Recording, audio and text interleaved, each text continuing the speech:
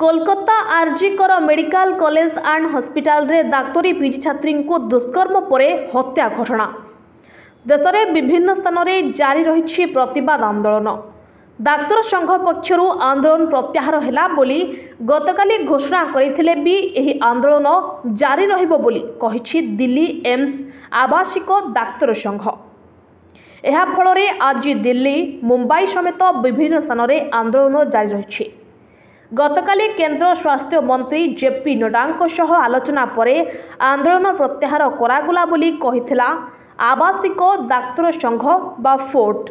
एहासह medical कर्मचारी उपरे हेउथुबा आक्रमण को प्रतिहत करबा लागि केंद्रीय स्वास्थ्य सेवा सुरक्षा आईन लागू कराजिबो बोली कहिथिले नड्डा।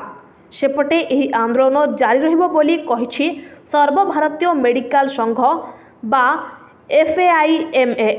सेहीपरि एही आंदोलन जारी रहिबो बोली कहिसंती महाराष्ट्र आवासिक डाक्तर संघ, तेलंगाना और आंध्र प्रदेश जूनियर डाक्तर संघ, पाटना, भुवनेश्वर, ऋषिकेश, मंगलगिरी एम्स डाक्तर संघ, बेंगालुरु, निमहांस पीजीआई चंडीगढ़, केजीएमयू, लखनऊ आदि डाक्तर संघ पक्षरु आंदोलन चलिबो बोली घोषणा करा जायछि। Bureau report NTV.